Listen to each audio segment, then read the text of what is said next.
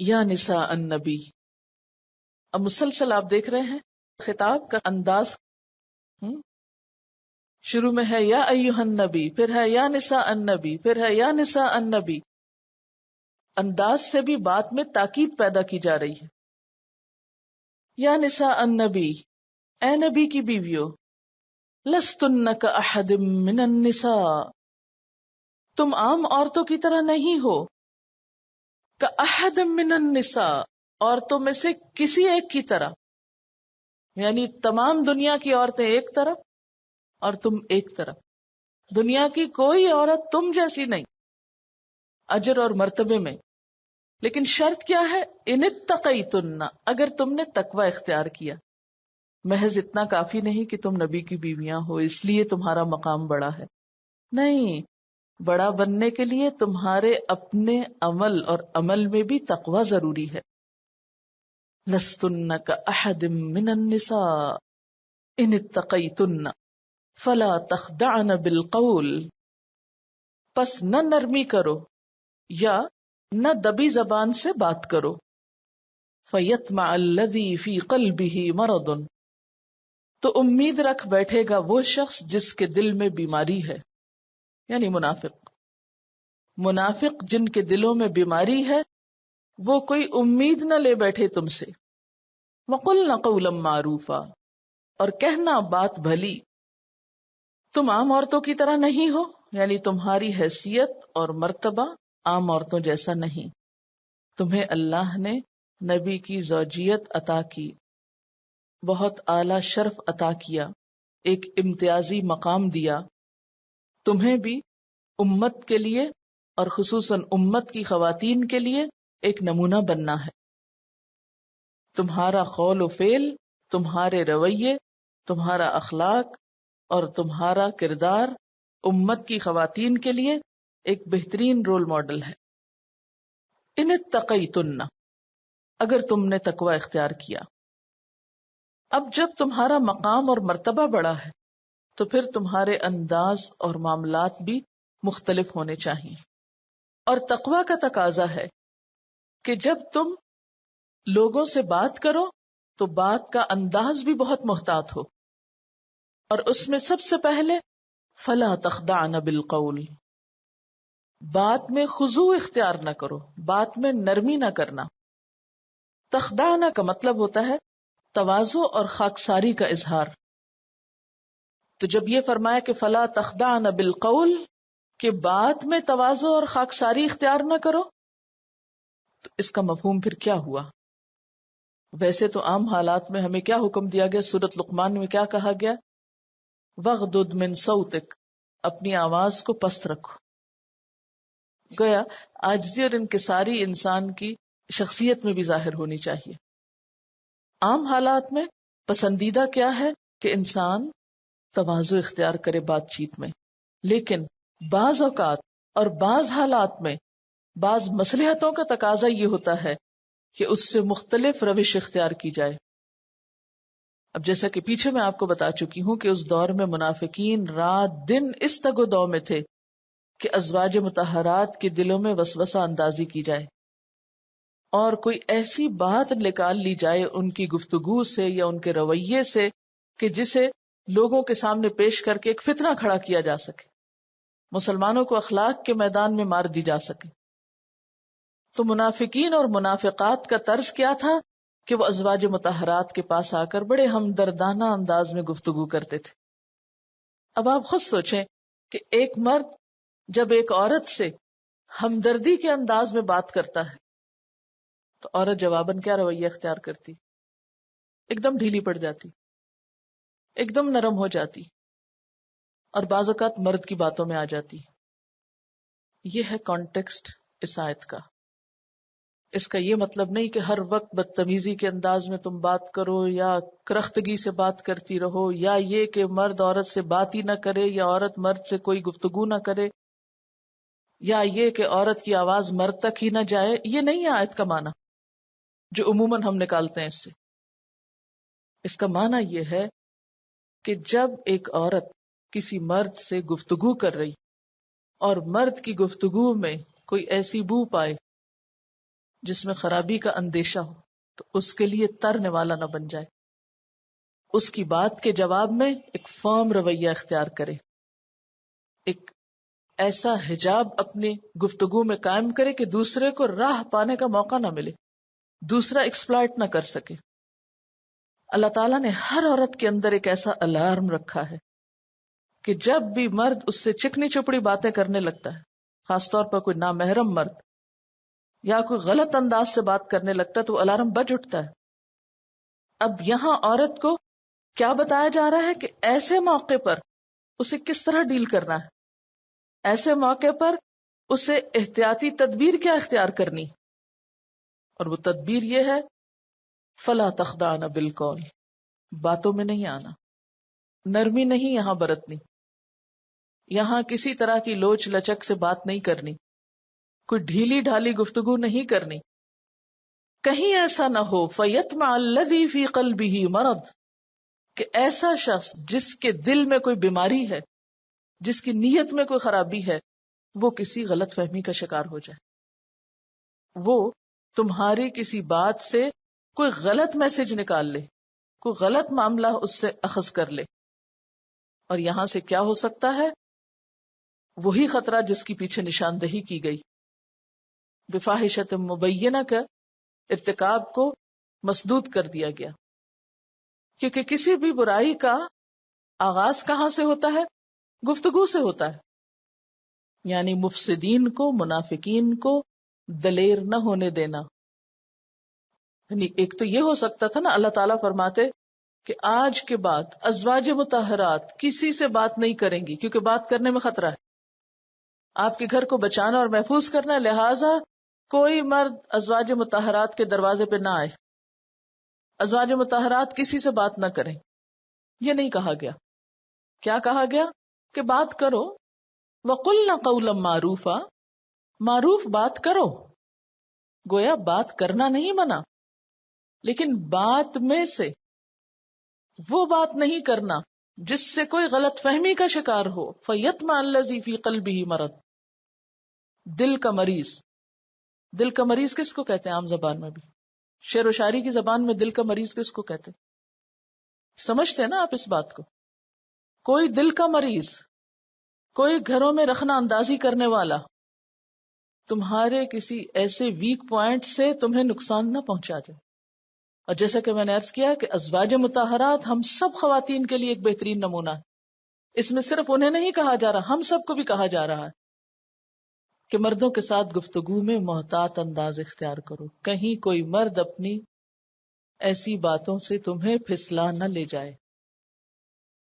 ایک دن ایک بچی روتی ہوئی میرے پاس آئی، اس سے بات نہیں ہو پا رہی تھی.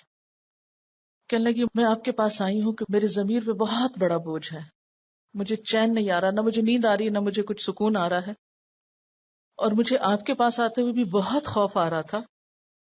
اور میں سوچ رہی تھی کہ اگر میں آپ کو فیس نہیں کر سکتی تو میں اللہ تعالیٰ کو کیسے فیس کروں گی. مجھ سے وہ ہو گیا جو نہیں ہونا چاہیے تھا. تو میں سمجھ گئی کہ معاملہ کیا ہے. میں نے کہا کہ کیا مشکل ہے، کیا ہوا، کیوں ہوا؟ کہنے لگی کہ میری ایک دوست آئی اور مجھ سے کہنے لگی کہ ایک لڑکا تم میں انٹرسٹڈ ہے اور باہر سے آیا ہے، وہ تم سے شادی کرنا چاہتا ہے، میں چاہتی ہوں کہ تم اس سے بات کر لو اور اس سے مل لو. کہنے لگی کہ اس نے مجھے اس طرح کچھ باتیں کی، کچھ اس طرح کنونس کیا، اور معلوم ہے آپ کو کہ ہمارے معاشرے میں لڑکیاں شادی کی عمر کو پہنچتی ہیں، شادی نہیں ہوتی تو ایک عام فرسٹریشن پائی جاتی. اور جب زندگی میں کوئی خاص مقصد نہ ہو، کوئی خاص کام نہ ہو، اور فرسٹریشن کا انسان شکار ہو، تو ایسی وسوسہ اندازی سے کسی بھی انسان کا متاثر ہو جانا کوئی مشکل نہیں ہوتا. تو کہنے لگی کہ پہلے تو میں نے کہا کہ نہیں اس طرح نہیں ٹھیک، یا کچھ جیسے عام طور پر انسان تکلفاً یا شرما کر کہتا ہے، لیکن دوستوں کو نہ کون کرے. اب دوست ناراض ہو سکتے ہیں نا کہ اگر آپ ان سے کہیں نہیں بھی میں تو کسی لڑکے سے نہیں مل سکتی یا بات نہیں کر سکتی. نہیں، اب دوست کا دل کیا توڑنا. کہتی کہ میں نے اس سے کہا اچھا ٹھیک ہے تم مجھے نمبر دے دو. میں نے اس کا نمبر لے لیا اور اس کو اپنی بہن کے گھر سے جا کے کال کیا. بہن کو نہیں پتا چلا. کہتی اس لڑکے نے کچھ اس طرح کی مجھ سے باتیں کی کہ میرا دل ایک دم اس کی طرف مائل ہوا. پھر اس نے مجھ سے کہا کہ دیکھو اگر واقعی تم شادی کرنے میں انٹرسٹڈ ہو تو مجھ سے ملو. کہتی پہلے تو میں نے انکار کیا، پھر میں نے کہا کیا حرج ہے ملنے میں، شادی کرنی ہے اور اسلام بھی اجازت دیتا ہے کہ لڑکا لڑکی کو دیکھ لے وغیرہ وغیرہ، ایسی شیطانی تعویلات. تو کہتی ہے کہ ہم نے وقت طے کیا اور اس نے کہا کہ ٹھیک ہے. تو میں نے کہا تم گھر میں کیا بتا کے گئی؟ کہنے لگی میں نے بتایا تھا کہ میں یونیورسٹی جا رہی ہوں، اور میں نے جانا بھی تھا، جھوٹ نہیں تھا، میں یونیورسٹی بھی گئی اور راستے میں جہاں اس شخص نے جگہ مقرر کی وہاں بھی چلی گئی. کہتی پھر مجھے تو سمجھ ہی نہیں آئی، اس نے کیسی باتیں شروع کی اور پھر باتیں کرتے کرتے اس نے میرے ساتھ زبردستی کی اور میں لٹ گئی، اور اب میرا ضمیر مجھے چین نہیں لینے دے رہا. یعنی جس شخص کے اندر تھوڑا سا بھی شعور زندہ ہو اس کا حال کیا ہو سکتا ہے. تو میں خود ایک تکلیف کی کیفیت میں تھی اس کی ساری گفتگو سن کے، اور میں اس سے پوچھا کہ تم نے کل کتنی کالز کی تھی؟ کہنے لگی 3-4 کالز کی ہوں گی. میں نے کہا صرف 3-4 کالز کے بعد تم اس سے ملنے چلی گئی؟ تم نے یہ کیوں نہیں کہا کہ تم میرے ماں باپ سے رشتہ مانگو؟ کیا لڑکیاں اپنے رشتے خود کیا کرتی ہیں؟ اسلام کو ایک طرف بھی رکھیں تو کیا اخلاق بھی اس چیز کی ہمیں اجازت دیتا ہے کہ ہم اپنی شادی کے معاملات گھر سے باہر ماں باپ سے چپ کے طے کرتے پھریں؟ کہتی کسی لحاظ سے بھی درست نہیں ہے. تو ایسی سچویشنز ہی سے بچنے کے لیے کیا کہا جا رہا ہے کہ جہاں کہیں تمہیں کسی مرد کی گفتگو میں کوئی ایسا میسج یا پیغام ملے، فلا تخضعن بالقول، اسے ریفیوٹ کیسے کرو گے، اس کا مقابلہ کیسے کرو گے؟ اپنے کلام، اپنی گفتگو کو ایک دم سپاٹ کر لو گے، کسی کو رستہ نہیں دو گے. فلا تخضعن بالقول، کوئی نرمی نہیں. خضع، خضوع کہتے ہیں نا جھک جانے کو، کوئی جھکاؤ نہیں، فرم، سپاٹ، ایک دم سے، نو، اس سے آگے نہیں. لیکن کتنی لڑکیاں ہوتی ہیں جن کے اندر یہ جرت ہو کہ نو، اس کے آگے نہیں.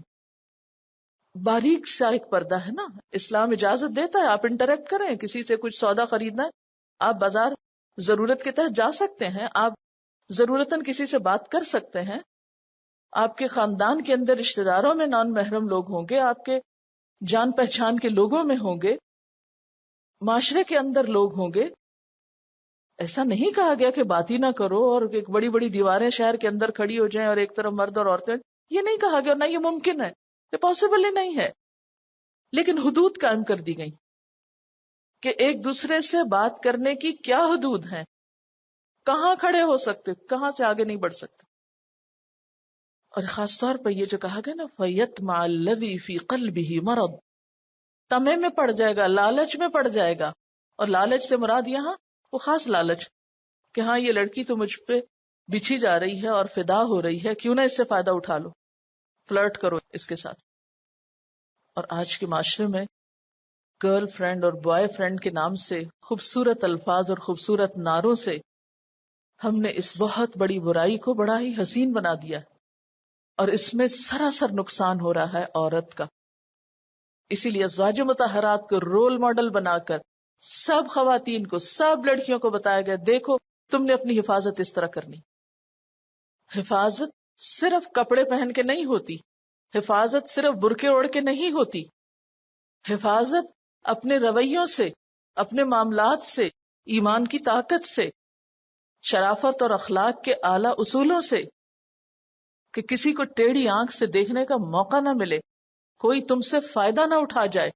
تم کوئی شو پیس ہو، تم دوسروں کے دل بہلانے کے لیے تھوڑی پیدا کی گئی ہو، تم دوسروں کی سفلی جذبات اور شہوت اور خواہشات کی تسکین کی آماجگاہ تھوڑی ہو. تم کسی کے گھٹیا جذبات اور گھٹیا خیالات کو تسکین دینے کے لیے تو پیدا نہیں کی گئی. تمہارا ایک مقام ہے، عزت ہے، مرتبہ ہے، تمہیں اس سے نیچے نہیں آنا. اور پھر خاص طور پر ازواج مطہرات کو اس لیے بھی کہا گیا کہ ان کی نسبت نبی صلی اللہ علیہ وسلم کے ساتھ تھی، وہ آپ کے نام سے پہچانی جاتی تھی، وہ آپ کے گھرانے کی خواتین تھی. اگر خدا نہ خواستہ کوئی چھوٹی سے چھوٹی یا کوئی بڑی بات اس موضوع سے متعلق کہیں سے بھی کچھ لیک ہوتی یا بنا لی جاتی تو اس سے بہت بڑا نقصان ہو سکتا تھا. آپ نے دیکھا ہوگا نا کہ بعض گھرانے بڑے شریف، بڑے وزادار اور بہت اچھے ہوتے ہیں، لیکن کسی ایک لڑکی کے بگاڑ سے، کسی ایک لڑکی کی خرابی سے نسلوں کی عزت پہ بٹے لگ جاتے ہیں. اور وہ ہوتا کیا ہے، ایک معمولی پھسلن ہوتی. بعض اوقات ہوتا نا کہ آپ ایک ایک چلو بھر پانی سے پھسل جاتے ہیں اور ایسا گرتے ہیں کہ سارا جسم توڑا بیٹھتے ہیں، اٹھنے کے لائق نہیں رہتے، ہڈی ہڈی ٹوٹ جاتی. یہ جو پھسلن ہے، یہ جو گفتگو کے ذریعے پھسلنے کا موقع ہے، اس کو تو بند ہی کر دو. کیونکہ اللہ تعالیٰ نے عورت کے وجود میں مرد کے لیے کشش رکھی، اور خصوصاً جب تنہائی میں بات کرنے کا موقع ہو، اکیلے میں بات کرنی ہو، تو اس وقت شیطان اور زیادہ حملہ آور ہوتا ہے. اسی لیے نبی صلی اللہ علیہ وسلم نے کیا فرمایا؟ کوئی مرد کسی عورت سے تنہائی میں ملاقات نہ کرے، اس لیے کہ ان دو کے بیچ میں تیسرا شیطان ہوتا ہے. شیطان تمہارے جسم میں خون کی طرح دوڑ رہا ہوتا ہے، اس وقت شیطان کو پھسلانے کا پھر موقع مل جاتا ہے. تو عورت کی میٹھی گفتگو ایسے موقع پر، اور اس کی آواز کی لوچ لچک، اور اس کی آواز کا دب جانا، اور اس کا ڈھیلا پڑ جانا، اور جواب نہ دے پانا، یہ سب ایک کمزور شخصیت کی علامت ہوتی. اور ایسے ہی کمزور شخصیت پھر دوسروں کے لیے ترنے والے بن جاتے ہیں. ترنے والا آسانی سے حلق کے نیچے اتر جاتا ہے نا. تو کوئی بھی بد باطن، بد نیت، بد اخلاق، منافق، کمزور ایمان کا، جس کا دل بیمار ہو، وہ تم سے کوئی فائدہ نہ اٹھا جائے. اب بات یہ تھی کہ ازواج مطہرات کا مقام ایسا تھا کہ آپ صلی اللہ علیہ وسلم کے زمانے میں بھی اور آپ کے بعد بھی ازواج مطہرات کے دروازے پر ہر طرح کے لوگ آتے تھے. وہ ان سے دنیاوی مدد کے علاوہ دینی مسائل پوچھا کرتے تھے. وہ امت کی مائیں تھیں، ان کے لیے روشنی کا مینار تھیں، ان سے ان کا نصف دین وابستہ تھا. تو یہ تو نہیں ہو سکتا تھا، اس سے تو معاشرے کو بہت نقصان ہو سکتا تھا کہ اگر ازواج مطہرات سے بات پر ہی پابندی لگا دی جاتی کہ جی بات ہی نہیں کر سکتے کیونکہ آواز پردہ ہے. یہ نہیں کہا گیا، بات کر سکتے ہو مگر اس میں حدود قائم کرو اور موقع کی مناسبت سے، یعنی ایسی بات جس میں بے تکلفی نہ ہو، ہنسی مذاق نہ ہو، ایک باوقار انداز ہو.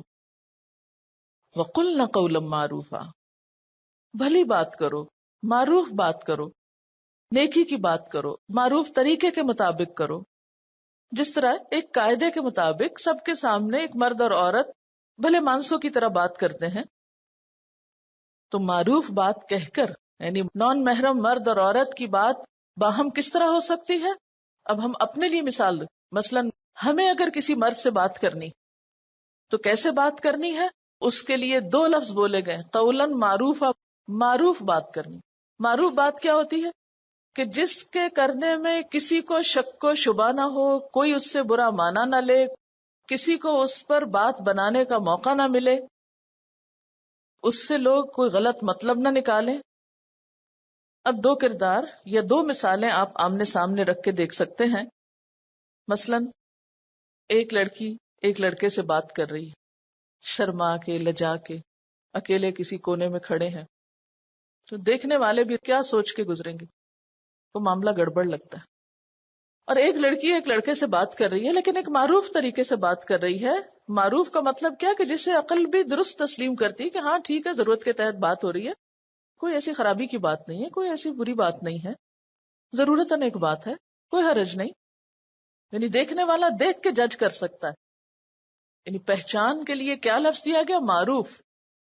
کہ ایک اچھی بات کون سی بات ہوتی ہے؟ قولم معروف ہوتی ہے، جانی پہچانی، جس کو کوئی برا نہیں کہتا، جس کے بارے میں کوئی حرف نہیں اٹھا سکتا، جس پہ کسی کو شک نہیں پڑ سکتا، جس پر کسی کو بات بنانے کا موقع نہیں مل سکتا.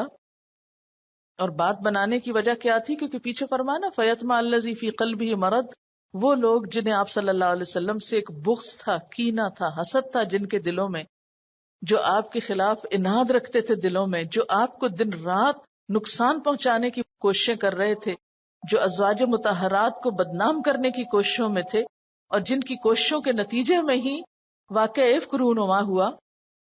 آپ سوچیں، واقع افک کو اگر آپ دہرائیں، ذہن میں لائیں، تو یوں لگتا ہے نا کہ جیسے یہ منافق دن رات تاک میں تھے، کہیں سے کوئی بات مل تو جائے، کوئی موقع تو ملے کہ آپ صلی اللہ علیہ وسلم کو نقصان پہنچائیں، کیونکہ ان کے دلوں میں بیماری تھی نا، آپ سے حسد، آپ سے بغض، آپ سے دشمنی تھی. تو دشمن تو پھر ہر طرف سے وار کرنے کی کوشش کرتا ہے.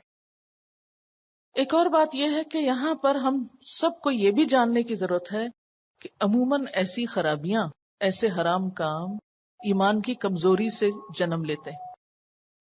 جب دلوں میں منافقت ہو، جب ایمانی اور اخلاقی تربیت اعلیٰ درجے کی نہ ہو، تو پھر عورت کمزور ہوتی اور مردوں کو موقع مل جاتا ہے کہ وہ شکاری کی طرح کہیں سے بھی کسی کو شکار کر لیں. مزید کیا تلقین کی گئی؟ وَقَرْنَ فِي بُيُوتِكُنَّ، اور قرار پکڑو اپنے گھروں میں. وقرنا، قرنا کا لفظ جو ہے قرار سے بھی ہے اور وقار سے بھی ہے. اگر قرار کے معنوں میں ہو تو مراد یہ ہے کہ ٹک کر رہو، اور وقار سے ہو تو معنی ہے سکون سے رہو، چین سے بیٹھو. تو اس سے کیا پتہ چلتا ہے کہ عورت کا اصل دائرہ کار کیا ہے، عورت کے دائرہ عمل کی اصل جگہ کیا ہے. اس کا گھر، اس کی بنیادی یا پرائمری رسپانسبلٹی کیا ہے، اس کا گھر. وَقَرْنَ فِي بُيُوتِكُنَّ، گویا عورت کے لیے پسندیدہ کیا ہے؟ چار دیواری کا تحفظ. کیونکہ گھر ایک ایسی جگہ ہوتی ہے جہاں انسان خطرے سے خالی ہوتا ہے. اسی لیے وہ منافق کہتے ہیں نا اِنَّ بُيُوتَنَا عَوْرَةٌ، ہمارے گھر بے پردہ ہیں، محفوظ نہیں ہیں. وَمَا هِيَ بِعَوْرَةٍ، حالانکہ وہ غیر محفوظ نہ تھے. کیونکہ قرار کی جگہ، وقار کی جگہ، سکون کی جگہ، اطمینان کی جگہ اور عورت کی ذمہ داریوں کو احسن طریقے سے ادا کرنے کے لیے ایک بہترین جگہ اس کا گھر ہے. ہاں، ضرورتاً گھر سے باہر جا سکتی ہے، اور اس کے لیے حدیث میں آتا ہے قد اذن اللہ لکن ان تخرجن لحوائجکن، کہ اللہ نے تم عورتوں کو اجازت دی ہے کہ اپنی ضروریات کے لیے گھروں سے باہر نکلو. یہ بخاری کی روایت ہے. تو مقصود اور منشا کیا ہے کہ ضرورت کے بغیر بلا وجہ گھر سے مت نکلو.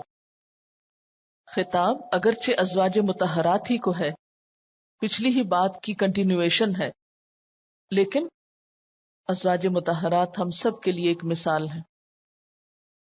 وَقَرْنَ فِي بُيُوتِكُنَّ، یعنی عورت جب گھر میں ہوگی تو دشمنوں کے وار سے، برائی کی جگہوں پہ جانے سے محفوظ رہے گی، برائی کی طرف جانے کا احتمال کم سے کم ہو جائے گا، منافقین و منافقات کو اپنی مرضی کرنے کا یا اپنی خواہش کی تکمیل کا موقع نہ ملے گا.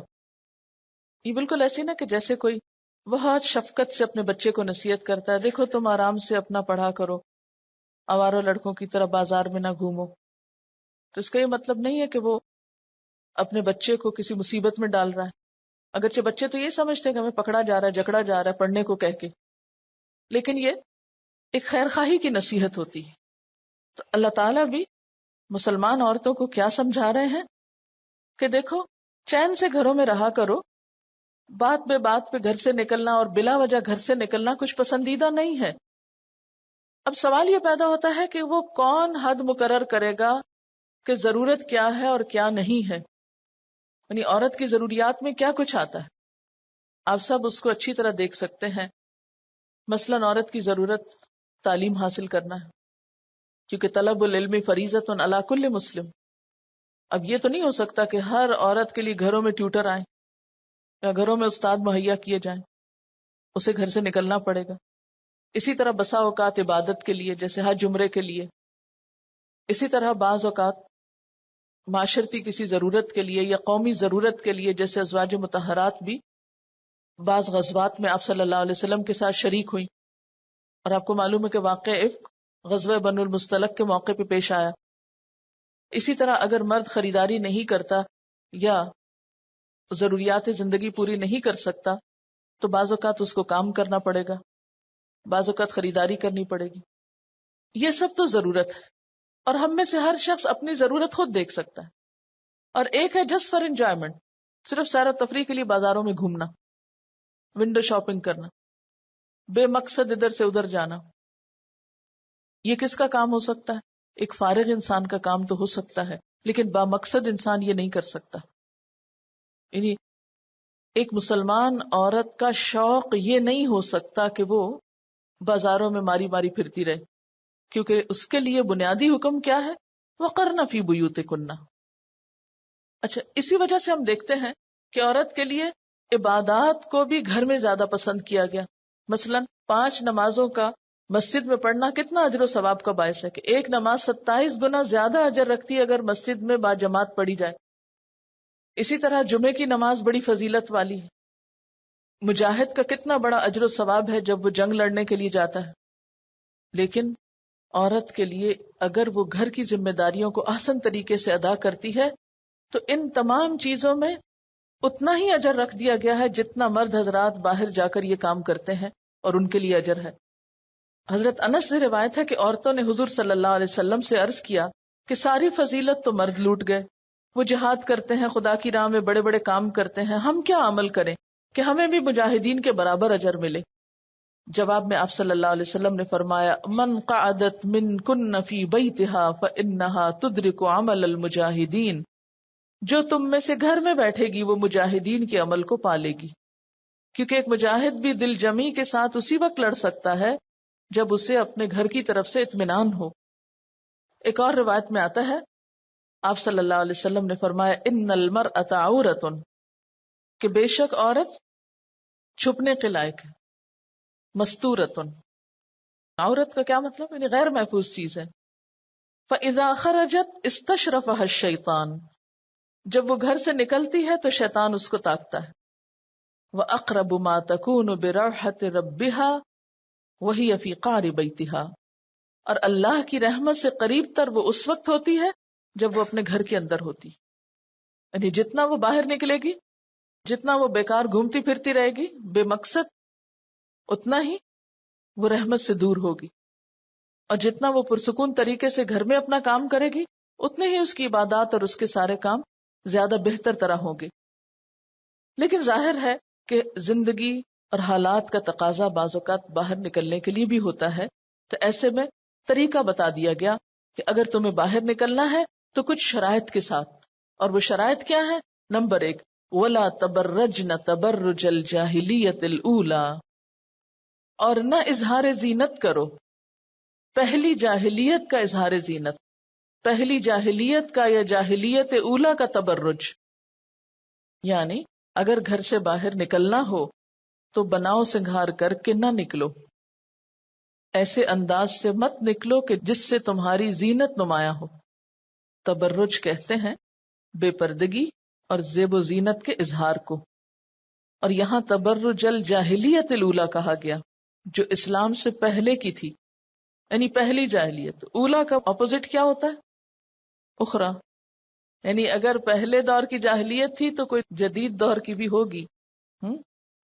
تو فی الحال تو مومن عورتوں کو کیا کہا گیا کہ وہ پچھلی جاہلیت کا ارتکاب نہ کرو، وہ بیکورڈ عورتوں جیسے کام نہ کرو، اپنی زینت اور اپنے جسمانی محاسن اور اپنی خوبصورتی زیب و زینت مردوں کو مت دکھاؤ۔ اس میں 5 چیزیں شامل ہیں۔ نمبر 1، اپنے جسم کے محاسن کی نمائش۔ نمبر 2، زیورات کی نمائش اور جھنکار۔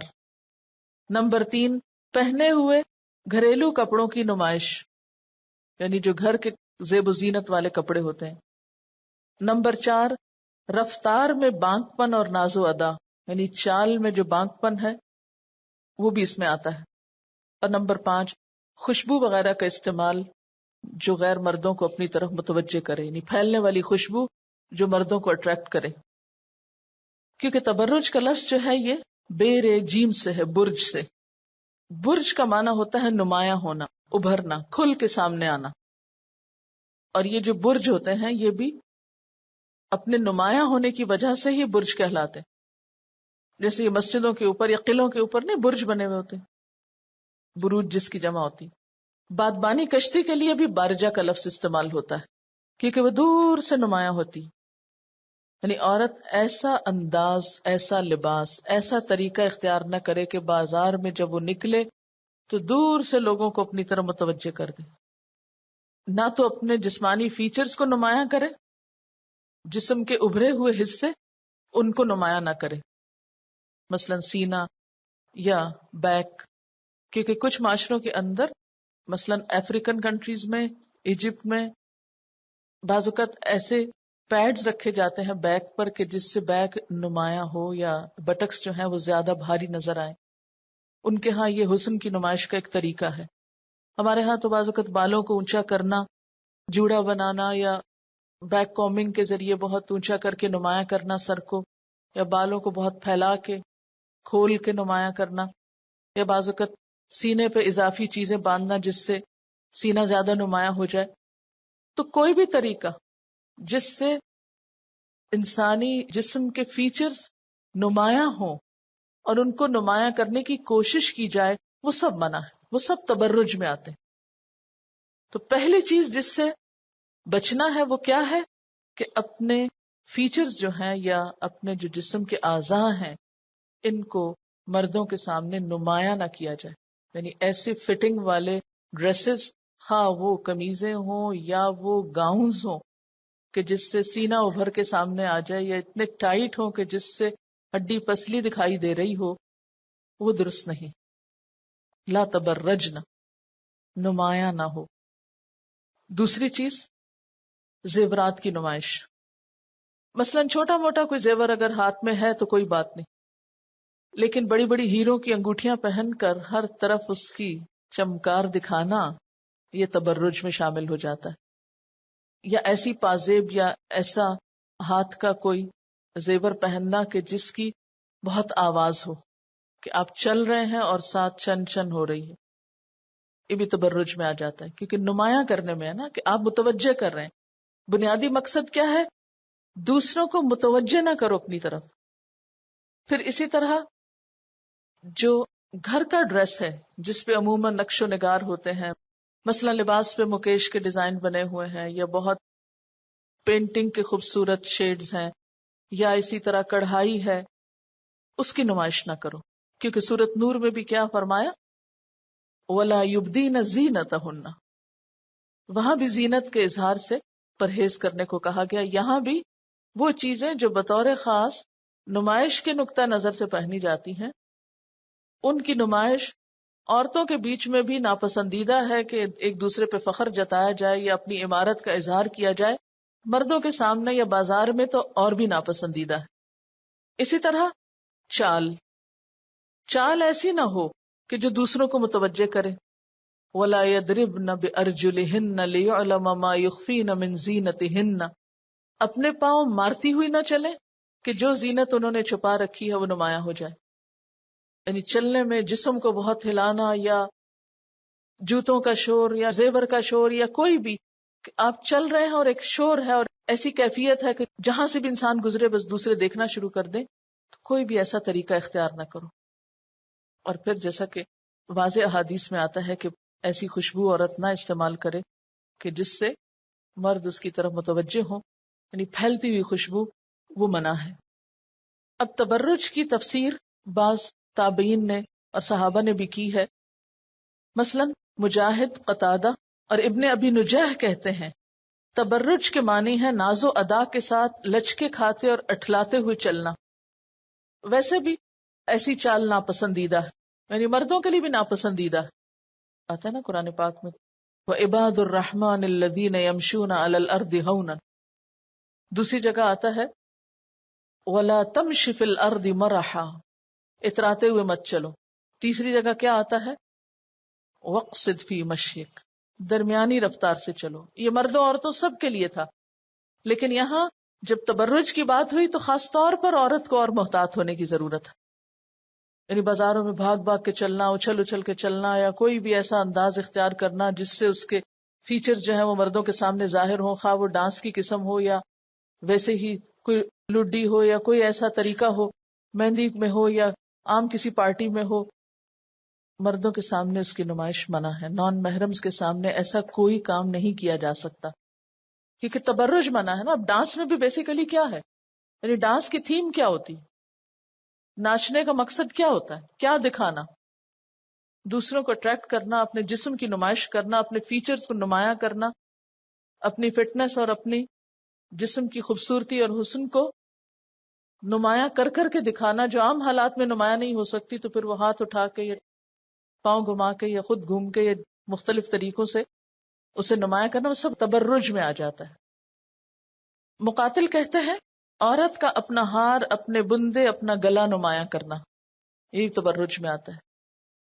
بعض لوگ سکارف بھی اوڑھ لیتے ہیں، اس کے باوجود گلا ننگا ہو رہا ہوتا ہے، یا گلے کے زیور بھی ننگے ہو رہے ہوتے ہیں. ابو عبیدہ کہتے ہیں کہ عورت اپنے جسم اور لباس کے حسن کو نمایاں کرے جس سے مردوں کو اس کی طرف رغبت ہو.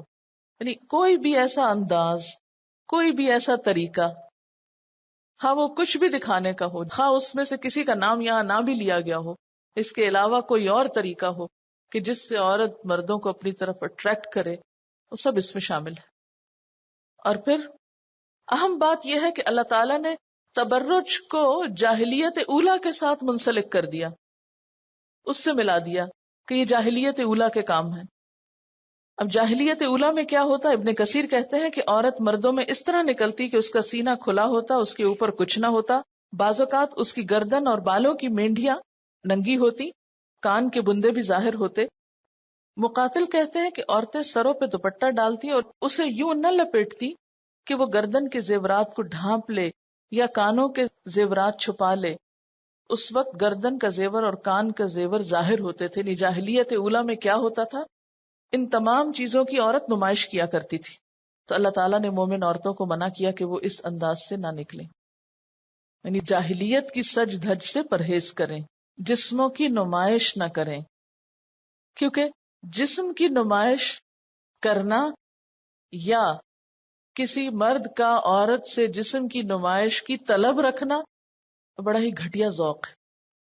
یعنی انسانی جسم نمائش کی چیز تھوڑی ہے، ہم شو پیس ہیں جو دوسروں کو خوش کرنے کے لیے اپنے آپ کو نمایاں کرتے رہیں.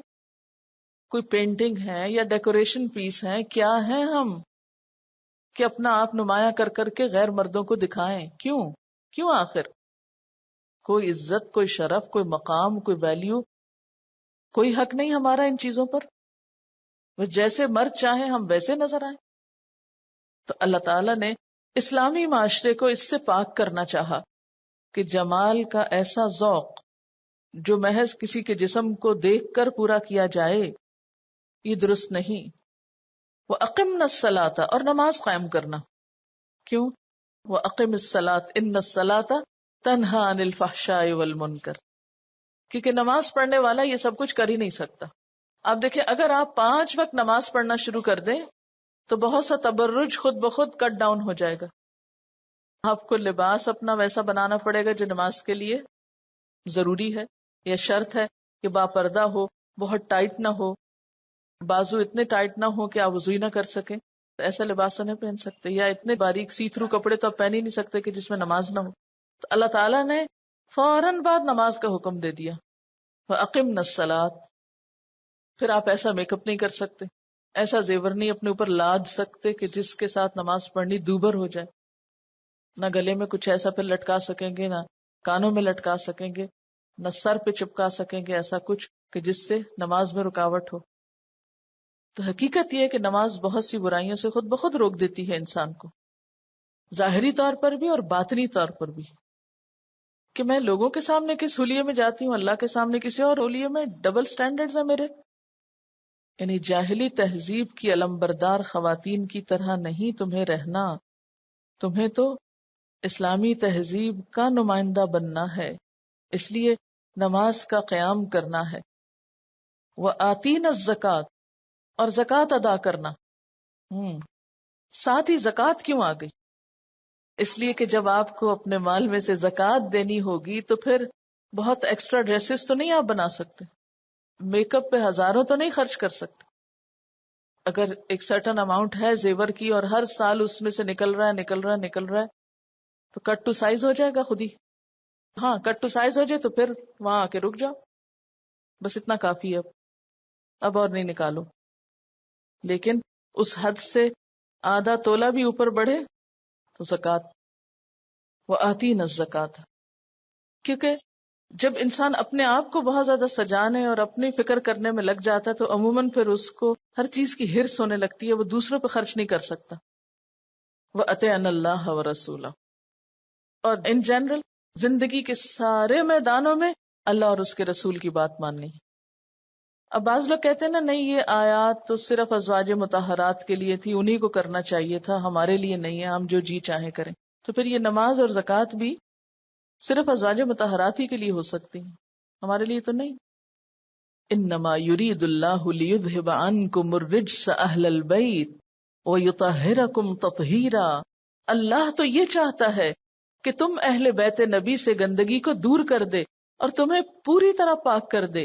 یطہرکم تطہیرا، سب فالتو فضول چیزیں نکلوا کے بالکل صاف ستھرا کر دے، سب رجس ہٹا دے.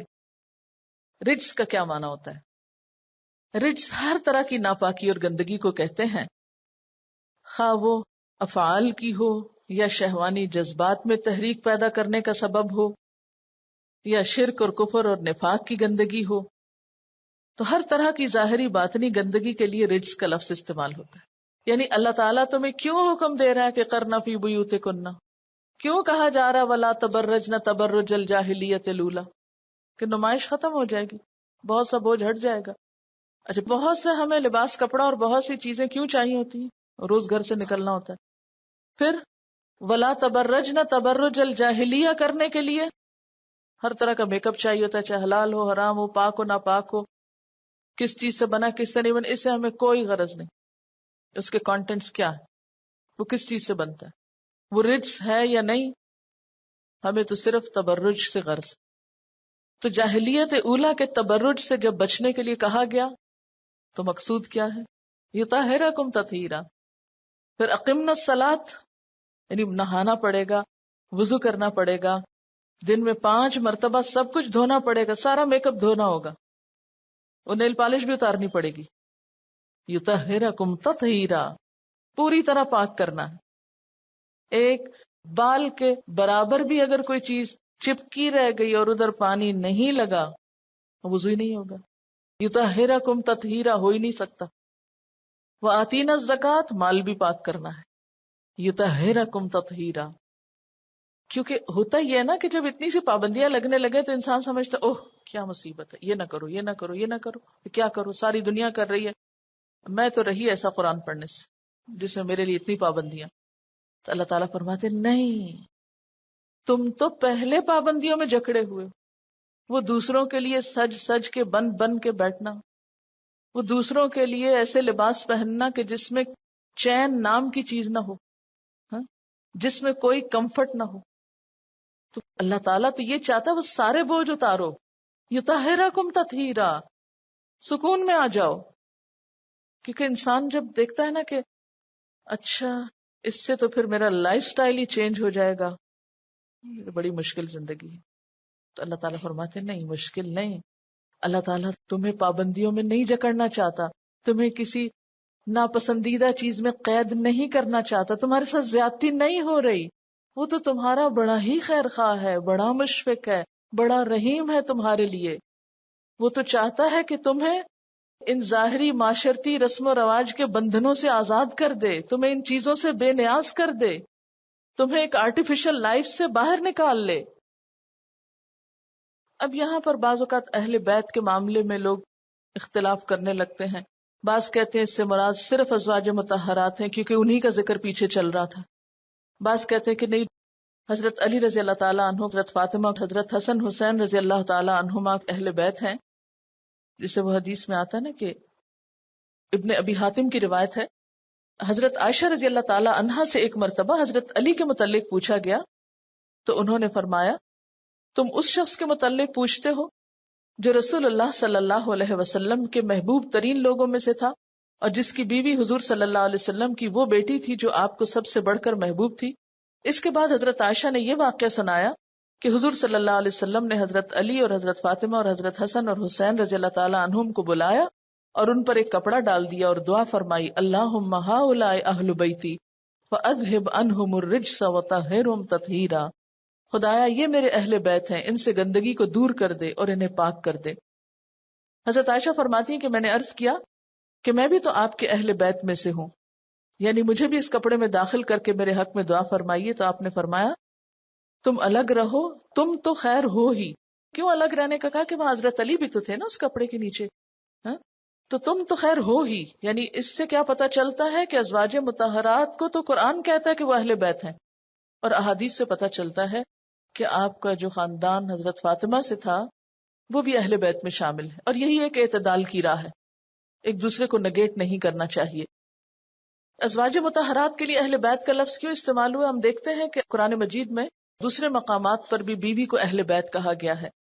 مثلا سورۃ ہود میں آتا ہے قالوا اتعجبین من امر اللہ رحمت اللہ وبرکاتہ علیکم اہل البیت انہ حمید مجید۔ فرشتوں نے کہا کیا تو اللہ کی قدرت سے تعجب کر رہی ہے؟ تم پر اے اس گھر کے لوگوں اللہ کی رحمت اور اس کی برکتیں نازل ہوں، بے شک اللہ حمد و ثنا کا سزاوار اور بڑی شان والا ہے۔ یہ کس موقع کی آیت ہے؟ جب حضرت ابراہیم علیہ السلام کے پاس فرشتے آئے تھے اور ابھی ان کی اولاد نہیں تھی، صرف آپ اور آپ کی بیوی تھی، تو بیوی کے لیے انہوں نے کیا لفظ استعمال کیا؟ اہل بیت کا۔ تو اس لیے ازواج مطہرات کا اہل بیت ہونا قرآن پاک کی نص سے ثابت ہے۔ تو خلاصہ کیا ہے کہ اہل بیت کو بہت شفقت اور محبت کے انداز میں تسلی دی جا رہی ہے کہ یہ ہدایات جو تمہیں دی گئی ہیں، اس سے مقصود تمہاری زندگی کو قید و بند میں جکڑنا نہیں۔ اللہ تعالیٰ تو یہ چاہتا ہے کہ اہل بیت سے ہر طرح کی آلائش کو دور رکھے، ان کی انتہائی اعلیٰ اخلاقی تربیت کرے اور انہیں دنیا اور آخرت میں آپ کے لائق بنائے۔